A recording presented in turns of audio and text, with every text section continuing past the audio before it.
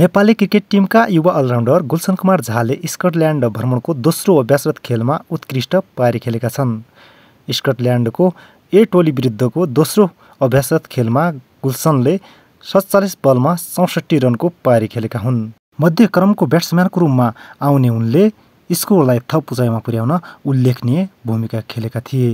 हालै बेलायत भ्रमणमा पनि उत्कृष्ट इनिङ खेलेका थिए। पछिल्लो चरणमा गुलसन कुमार झाले निकै राम्रो उत्कृष्ट प्रदर्शन गरिरहेका छन्। उक्त इनिङले लिग 2 सिरिजमा नेपाली टोलीलाई फाइदा पुग्न सक्छ। कप्तान रोहित पौडेलले पनि लयमा फर्केको सङ्केत दिएका छन्। 70 बलमा 71 रनको योगदान दिएका थिए। मध्यक्रमका भरपर्दा ब्याटर भीम सार्कीले पनि दबावपूर्ण परिस्थितिमा पनि आफूलाई सम्हाल्दै 57 बलमा 57 रन बनाएका थिए। ओपनिङमा आएका कुशल भुर्तेलले 44 बलमा 31 रन जोडेका थिए। इनिङको अन्तिमतिर आएका सन्दीपले 16 बलमा 17 रनको पारी खेल्दै स्कोरलाई 253 रन बनाएका थिए। आसिफ शेख, आरिफ शेख र दिपेन्द्र सिंह ऐरीले भने रन बनाउन सकेनन्। सोमपाल कामी र रिजन ढकालले 4-4 रन बनाए।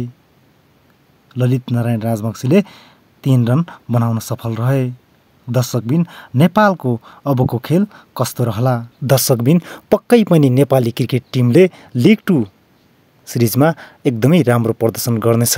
दर्शकबिन युट्युबमा हेर्दै हुनुहुन्छ भने हाम्रो च्यानललाई सब्सक्राइब गर्न नभुल्नुहोला र टिकटकमा हेर्दै हुनुहुन्छ भने टिकटकमा फलो गर्न नभुल्नुहोला।